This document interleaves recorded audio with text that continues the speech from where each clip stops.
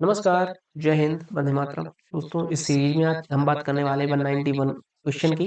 ठीक है, तो देख लेते हैं कि ग्रामीण स्थानीय शासन का पंचायती राज नामांकन किस भारतीय नेता के सुझाव पर का परिणाम था।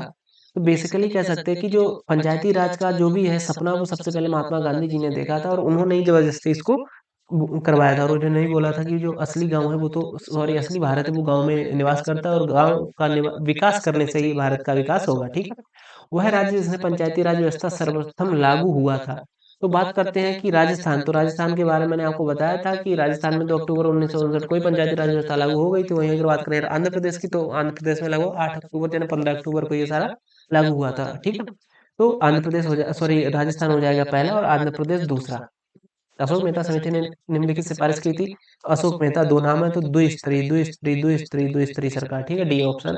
अगला, संविधान का कौन सा अनुच्छेद राज्य की सरकारों को ग्राम पंचायतों को संगठित संगठित करने का प्रावधान करता है? अनुच्छेद 40। ठीक है, आगे आ जाते हैं, पंचायती राज व्यवस्था में निम्न में से कौन संबंध नहीं रखता है? बात करते हैं अशोक मेहता समिति, BKR BR, ये कौन सी समिति हो गई?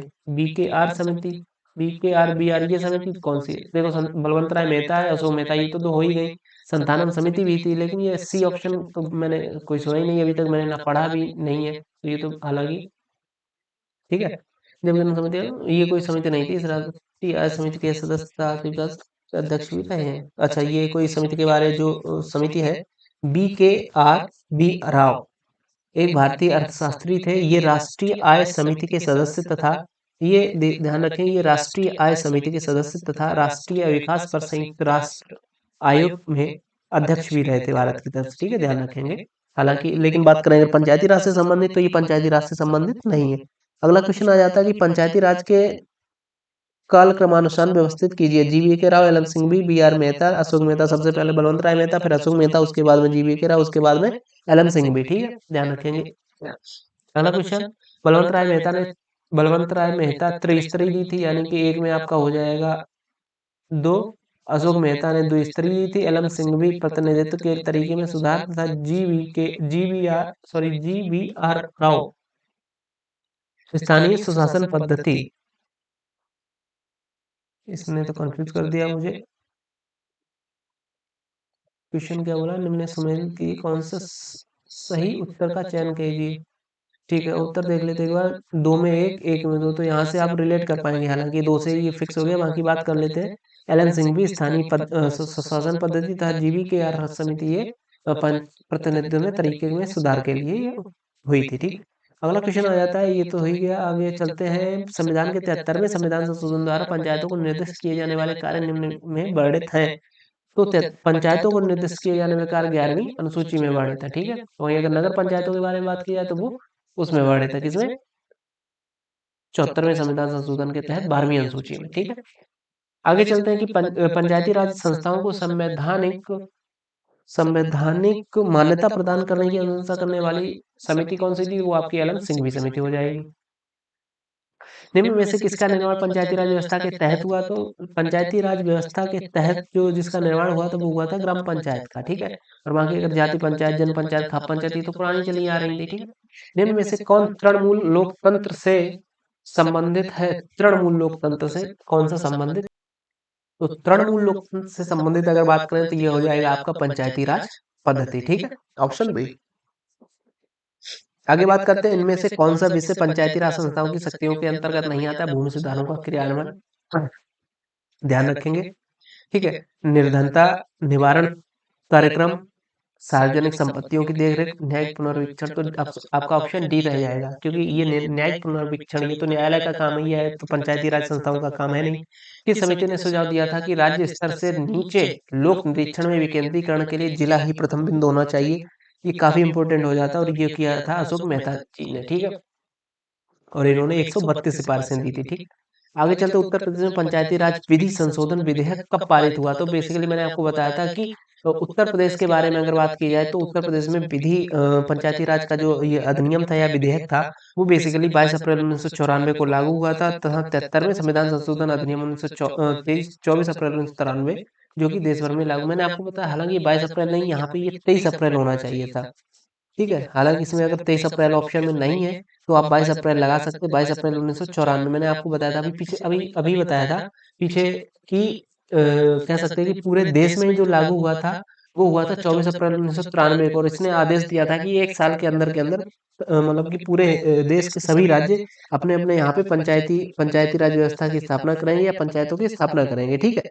तो उसी संदर्भ में 24 अप्रैल 1993 को ये पूरे देश में लागू हुआ। और 24 अप्रैल को हम मनाते हैं कौन सा, पंचायती राज दिवस। तो 1 साल का समय था। तो ठीक 1 साल बाद आ जाओ तो 93 के बाद में आएगा 1994। तो आपका 1994 पहुंच जाएगा। ठीक है। और मैंने आपको बताया था कि ये 24 अप्रैल था। लास्ट दिन से एक दिन पहले इन्होंने अपने यहाँ पे अप्लाई किया था उत्तर प्रदेश में। तो बेसिकली 23 अप्रैल 1994 होना चाहिए था। 23 अप्रैल नहीं तो आप 22 अप्रैल लगा सकते हैं। ठीक है। आगे बात करते हैं भारत में पंचायती राज दिवस कब मनाया जाता है। मैंने आपको बताया था ये 24 अप्रैल को मनाया जाता है। ये देखिए यहाँ पे भी ये लिखा हुआ है कि उत्तर प्रदेश में ये 24 अप्रैल 1993 को लागू हुआ था। सॉरी, ये पूरे देश की बात कर रहा है ये 73वें संविधान संशोधन। ठीक है। आगे बात करते हैं उत्तर प्रदेश में पंचायती राज संस्थाओं में महिलाओं के लिए आरक्षण स्थानों की संख्या कितनी थी। बेसिकली एक तिहाई, एक तिहाई डी ऑप्शन। ठीक है। अगला भारतीय संविधान के किस भाग में 3 सोपानों में पंचायतें बनाने की परिकल्पना की गई है। भारतीय संविधान के किस भाग में, तो बेसिकली भाग 9 हो जाएगा। इसी भाग 9 में ही तो दिया गया आर्टिकल 243। और 243 से लेके 243 होता पंचायतों का है ही। ठीक है। आगे चलते हैं कि सूची 1 को सूची 2 से मिलाइए। अगला क्वेश्चन आ जाए, अगला पेज आ जाएगा। तो चलते हैं जनपद पंचायत, क्षेत्र पंचायत, तालुका पंचायत, आंचलिक परिषद। ठीक है। काफी इंपॉर्टेंट हो जाता है। हालांकि ये सारा मैं आपको करवा चुका था। तो आपको बेसिकली क्या हो जाएगा, जो जनपद पंचायत है, जनपद पंचायत, क्षेत्र पंचायत, देखिए जनपद पंचायत भी उत्तर प्रदेश की है और क्षेत्र पंचायत भी उत्तर प्रदेश की है। तो हाँ, हालांकि उत्तर प्रदेश में जनपद पंचायत नहीं, जिला पंचायत बोली जाती है ना, या जिला परिषद। तो क्षेत्र पंचायत तो उत्तर प्रदेश की है, तो इसको 2 में डी लगा दो। ठीक है। और इसके अलावा अगर बात करें तालुका परिषद की, तो तालुका परिषद बेसिकली जो बोला जाता है वो गुजरात में बोला जाता है। ठीक है। तो एक बार देख ही लेते हैं यार, क्यों इतना दिमाग लाना आना। जनपद पंचायत हो गई आपकी मध्य प्रदेश, क्षेत्र पंचायत उत्तर प्रदेश, तालुका पंचायत गुजरात। ये देखो मैंने आपको बताया था। और आंचलिक परिषद आपका पश्चिम बंगाल। ठीक। तो कुल मिला के आपका ऑप्शन सी हो जाएगा, 3 4 2 1। ठीक। ज्यादा लोड लेना नहीं है। आगे चलते उत्तर प्रदेश में महात्मा गांधी राष्ट्रीय ग्रामीण रोजगार गारंटी योजना संपादन करने संपादन करने व क्रियान्वयन की जिम्मेदारी निम्न में से किसकी है। तो महात्मा गांधी राष्ट्रीय ग्रामीण रोजगार गारंटी की जो कह सकते हैं कि क्रियान्वयन की जो वो है वो ग्राम पंचायत की है जिम्मेदारी। इसके बारे में मतलब जो मनरेगा है, मनरेगा की जिम्मेदारी सिंपल सी बात है वो ग्राम पंचायत की रहती है। और वही मनरेगा को एक्सप्लेन कर दिया गया यहाँ पे। मनरेगा का फुल फॉर्म होता है महात्मा गांधी राष्ट्रीय ग्रामीण रोजगार गारंटी योजना। ठीक है। हाँ। उत्तर प्रदेश में पंचायती राज प्रणाली के तहत पंचायत समिति गठित होती है। पंचायत समिति जो होती है वो खंड स्तर में होती है। ठीक है। निम्नलिखित में से कौन उत्तर प्रदेश में पंचायत निर्वाचन हेतु राज्य निर्वाचन आयोग की नियुक्ति करता है। तो राज्य निर्वाचन आयोग की जो नियुक्ति करेगा वो उत्तर प्रदेश का राज्यपाल करेगा। ठीक है। और राज्य निर्वाचन आयोग 243 के में मैंने आपको बताया था। उत्तर प्रदेश में पंचायत चुनाव के मतदान के लिए निम्न मतदाता की आयु होनी चाहिए। मतदाता 18 वर्ष। कौन सा एक सुमेलित नहीं है। लखनऊ, छावनी, कानपुर नगर निगम, गाजियाबाद नगर पालिका, काकोरी नगर पंचायत। तो देख लेंगे। देखो पहले तो आप गाजियाबाद जो है वो आपका गाजियाबाद नगर निगम है, पहली बात। ठीक है। तो गाजियाबाद नगर निगम आ जाएगा, सिंपल सी बात है। ठीक है। और अगर बात करिए लखनऊ की, तो लखनऊ तो आपका लखनऊ कैंट है, सिंपल सी बात। इसको आप इस तरीके से रिलेट कर पाएंगे। अब बच्चा है कानपुर और काकोरी। कानपुर नगर पालिका परिषद और नगर पंचायत, बेसिकली नगर निगम। कानपुर जो है वो नगर निगम है, कानपुर भी नगर निगम है, गाजियाबाद भी नगर निगम है, दोनों ही नगर निगम है। तो नगर पालिका, नगर पंचायत काकोरी नगर पंचायत हो जाएगी। ठीक है। तो कुल मिला के नगर पालिका परिषद ये फ्री रह जाएगा। तो क्वेश्चन क्या था, कौन सुमेलित नहीं है। तो बेसिकली गाजियाबाद सुमेलित नहीं, गाजियाबाद नगर निगम रहेगा आपका। ठीक है, ध्यान रखेंगे इस बात को। गाजियाबाद नगर निगम है। लखनऊ में नगर निगम भी है, लेकिन लखनऊ में नगर निगम के अलावा लखनऊ कैंट भी है। ठीक है, आपको पता होगा कैंट को ही बोला जाता है छावनी परिषद। ठीक है। आगे चलते कि उत्तर प्रदेश में ग्राम सभा का अभिप्राय है। एक पंचायत क्षेत्र के लोग, ग्राम सभा ग्राम स्तर के पंचायत क्षेत्र निर्वाचन नामावली में शामिल लोग। Option D. उत्तर प्रदेश में ब्लॉक स्तर पर पंचायत समिति है। उत्तर ब्लॉक स्तर पर पंचायत समिति है पारदर्शी निकाय, प्रशासनिक प्राधिकरण, परामर्शीय समिति या फिर पर्यवेक्षणीय समिति है बेसिकली। तो ब्लॉक स्तर पर प्रशासनिक प्राधिकरण है। ठीक है, ध्यान रखें उत्तर प्रदेश ब्लॉक खंड स्तर पर प्रशासनिक समिति प्रशासनिक प्राधिकरण के रूप में कार्य करती है। पंचायत समिति के सदस्य जनता द्वारा प्रत्यक्ष निर्वाचन के माध्यम से चुने जाते हैं। क्षेत्र पंचायत के निर्वाचित सदस्य अपने समस्त सदस्यों में से एक प्रमुख चुनते हैं। आगे चलते हैं कि स्थापना के पश्चात उत्तर प्रदेश में पंचायतों की स्थापना, स्वतंत्रता के बाद उत्तर प्रदेश में पंचायतों की जो स्थापना हुई थी वो कब हुई थी? बेसिकली स्वतंत्रता के बाद में उत्तर प्रदेश में 15 अगस्त 1949 को ही पंचायतों की स्थापना हो गई थी। 15 अगस्त 1949 को हुई थी। इसके तहत ग्राम स्तर पर अलावा ब्लॉक स्तर तथा जिला स्तर पर पंचायती राज व्यवस्था के हिस्से में शामिल किया गया था। ठीक है, आगे चलते उत्तर प्रदेश में निम्नलिखित जिलों में से 112 वर्ष की बुजुर्ग महिला को ग्राम, भाई इंपॉर्टेंट हो जाएगा आपके लिए नहीं सभी के लिए। उत्तर प्रदेश में निम्नलिखित जिलों में से 112 वर्ष की बुजुर्ग महिला को ग्राम प्रधान चुना गया था। किस जिले में चुना गया था? आपने अगर यूपी पैट 2023 दिया होगा तो आप रिलेट कर पा रहे होंगे कि उसमें क्वेश्चन कहाँ से पूछे गए थे। समझ रहे हैं ना? तो बात करते हैं उत्तर प्रदेश का जो आजमगढ़ डिस्ट्रिक्ट है, वहां पे 112 वर्ष की बुजुर्ग महिला को ग्राम प्रधान चुना गया था। उन माननीय या कह सकते हैं उन देवी जी का नाम था नवरोजी देवी। ध्यान रखेंगे आजमगढ़ जिले के फूलपुर प्रखंड या फूलपुर कह सकते हैं कि तहसील भी थी जहां से केशव प्रसाद मौर्य लड़े थे और हार गए थे। ठीक है, तो फूलपुर प्रखंड के अदमामऊ गांव, तो ध्यान रखेंगे नवरोजी देवी और अदमामऊ गांव के ग्रामीणों ने इनको अपना मुखिया चुना था। इनका निर्वाचन उत्तर प्रदेश ग्राम पंचायत 2015 के समय हुआ था। ध्यान रखेंगे 2015 में, यानी कि कुल मिला के आपको इसको कैसे रिलेट करेंगे? जैसे मोदी जी आए थे 2014 में, तो मोदी जी के आने के बाद में आई थी नवरोजी देवी। ठीक है, और अदमामऊ गांव था, फूलपुर प्रखंड था, जिला आजमगढ़ हो जाएगा। इंपॉर्टेंट है भाई, आयोग का कोई भरोसा नहीं, याद करके जाइएगा। ठीक है, ग्राम सभा की बैठक होनी चाहिए बेसिकली वर्ष में 2 बार तो होगी ही होगी, सिंपल सी बात है। ओ सॉरी, ग्राम सभा की बैठक होनी चाहिए, अच्छा होनी चाहिए की बात कर रहा है ये, बेसिकली वर्ष में 4 बार होनी चाहिए, लेकिन होती तो मिनिमम 2 बार है ही। यानी एक रबी की फसल के बाद, एक खरीफ की फसल के बाद। पर ये चाहिए बोलना यानी कि 4 होनी चाहिए, चारों मतलब कह सकते हैं हर फसल के बाद में एक। ग्राम सभा की बैठक वर्ष में 4 बार होनी चाहिए, जिसमें 26 जनवरी, 1 मई, 15 अगस्त और 2 अक्टूबर की तारीख तय की गई है। ध्यान रखेंगे इस बात को। बेसिकली जो बैठकों की तारीख है, पहली तो 26 जनवरी हो जाएगी, अगली 1 मई है, फिर 15 अगस्त है, और अगस्त के बाद में 2 अक्टूबर की तारीख तय की है। लेकिन यह बैठक देश के अलग अलग राज्यों में अलग अलग भी हो सकती है। उत्तर प्रदेश में इस बैठक को बस में बेसिकली 2 बार बुलाने का प्रावधान है, जो कि सरपंच को ग्राम सभा की बैठक आयोजित करने की जिम्मेदारी दी गई है।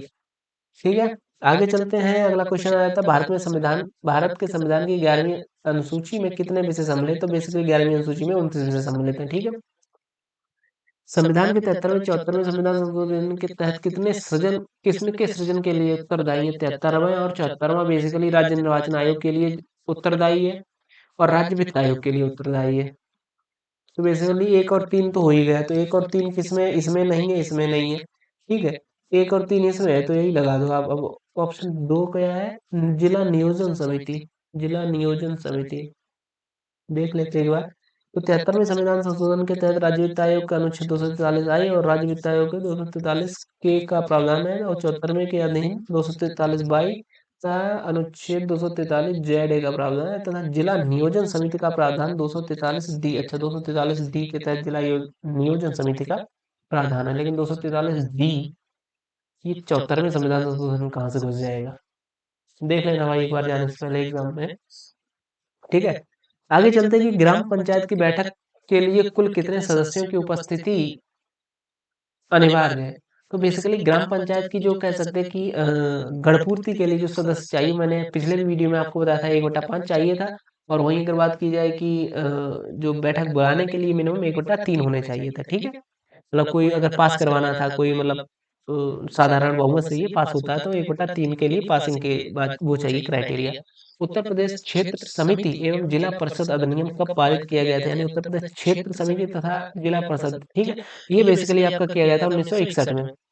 ठीक है, हालांकि इसके नाम में भी विधेयक उत्तर प्रदेश क्षेत्र समिति तथा जिला परिषद अधिनियम 1961 में पारित किया गया था। इसके द्वारा ग्राम पंचायत, क्षेत्र पंचायत और जिला पंचायत प्रणाली को एक सूत्र में जोड़ दिया गया था। यह बलवंत राय मेहता समिति के सिफारिश के आधार पर किया गया था। पंचायत राज एक व्यवस्था है स्थानीय स्तर पर सुशासन की जैव समग्र स्तरीय की लोकतांत्रिक विकेंद्रीकरण को 1 2 3 ये कल वाले वीडियो में भी ये क्वेश्चन आया था।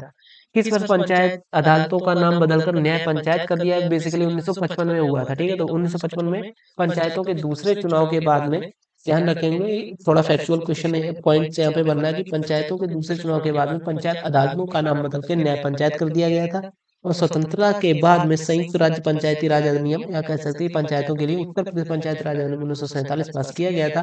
और 15 अगस्त 1947 से पंचायतों की स्थापना शुरू हो गई थी। कुल मिला के आपके अगर न्याय पंचायत, जो पंचायत अदालतें थी उनका नाम बदल के न्याय पंचायत की बात अगर की जाए तो वो दूसरी पंचायत इलेक्शन के बाद में 1955 में हो गया था। ठीक है, आगे चलते हैं। भारत में पंचायती राज व्यवस्था सर्वप्रथम राजस्थान और आंध्र प्रदेश में शुरू प्रारंभ की गई थी। ठीक है, option A, sorry option D कहाँ से आ गया? ये आंसर ये भी ना, ये गलत है। इसके कुछ पॉइंट ध्यान रखेंगे, इसमें आपका आंध्र प्रदेश हो जाएगा। सबसे पहले राजस्थान के साथ साथ आंध्र प्रदेश था, ये डी नहीं रहेगा। आगे त्रिस्तरीय पंचायती राज व्यवस्था में सबसे शीर्ष तल पर माना जाता है, सबसे त्रिस्तरीय पंचायती राज में सबसे टॉप पे जो रहेगा वो कौन सा रहेगा? सिंपल सी बात, मैंने आपको कई बार बताया कि सबसे नीचे ग्राम पंचायत, ग्राम पंचायत के ऊपर क्षेत्र पंचायत और क्षेत्र पंचायत के ऊपर जिला पंचायत। तो पंचायती राज व्यवस्था तो इस तरीके से चलती है ना, तो इसमें सबसे टॉप पे कौन सा पहुंच जाएगा आपका? जिला पंचायत। तो जिला पंचायत ये ऑप्शन सी।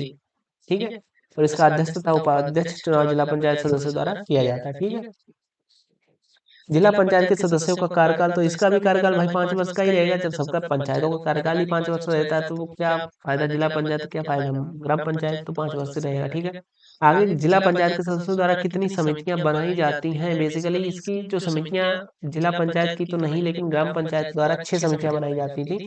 और सेम वही जो पैटर्न होता है वही जिला पंचायत तक फॉलो होता है। मैंने आपको ग्राम पंचायत की समितियां पढ़ाई थी। ठीक, तो ये सारी समितियां थी, देखिए नीचे यहाँ पे लिखी हुई है। प्रशासनिक समिति, नियोजन एवं विकास समिति, शिक्षा समिति, निर्माण समिति, स्वास्थ्य एवं कल्याण समिति, जल प्रबंधन समिति। इसके अलावा एक और समिति बताई थी मैंने, जो कि गांव ग्राम स्तर पे बनती है, 7वीं समिति, जो कि मतलब चेकिंग के लिए होती है, जिसमें कह सकते हैं कि विपक्षी दल रहता है, लेकिन वो संवैधानिक नहीं है। कह सकते हैं कि वो प्रधान की इच्छा पे निर्भर करता है, अगर वो बनाना चाहे तो बनाता है। आगे चलते हैं, अगला क्वेश्चन आ जाता है कि अच्छा, कथन और कारण है कि स्थानीय स्तर पर ग्रामीण मामलों में प्रबंधन में राजनीति का अंता खेल कम हो गया है। तो यार राजनीति का अंता खेल ग्राम स्तर पे तो भाई बिल्कुल भी कम नहीं हो सकता है। 73 के बाद में ग्रामीण स्थानीय संस्थाओं का पुनरुत्थान हुआ है। तो बेसिकली आपका ऑप्शन ए और आर दोनों सही है। आर ए की सही व्याख्या करता है, ये बोल रहा है ये क्वेश्चन। हालांकि हमको तो ये सही नहीं लग रहा, तो आप देख लीजिए अपने अकॉर्डिंग। आगे चलते तो इस तरह पंचायती राज व्यवस्था का द्वितीय तल किसे माना जाता है? तो द्वितीय तल आपकी क्षेत्र पंचायत हो जाएगी। ठीक है, अगला क्वेश्चन आता है, किसी ग्राम पंचायत में प्रथम बैठक उसके गठन के कितने 30 दिन बाद हो जानी चाहिए? ठीक है, निम्न में से कौन सा भारत के संविधान के भाग 9 की विशेषता नहीं है? पंचायतों के लिए 5 वर्षीय कार्यकाल है, पंचायत के सदस्य के लिए अनुसूचित जाति और जनजाति के लिए स्थानों का आरक्षण ये भी है, पंचायत के सभी स्थानों के लिए अप्रत्यक्ष चुनाव, मध्य ग्राम स्तरीय नहीं, ये नहीं है। ऑप्शन सी नहीं रहेगा आपका। ठीक है, आगे चलते ग्राम पंचायत की 2 बैठकों के बीच कितने दिनों का से अधिक अंतर नहीं होना चाहिए? तो बेसिकली ग्राम पंचायत की 2 बैठकों के बीच में 2 महीने से अधिक का अंतर नहीं होना चाहिए। बेसिकली ग्राम पंचायत की बैठकें वो हर महीने होनी चाहिए, लेकिन अगर बाई चांस किसी महीने नहीं हो पाती तो 2 महीने में से अधिक का अंतर नहीं होना चाहिए। ठीक है,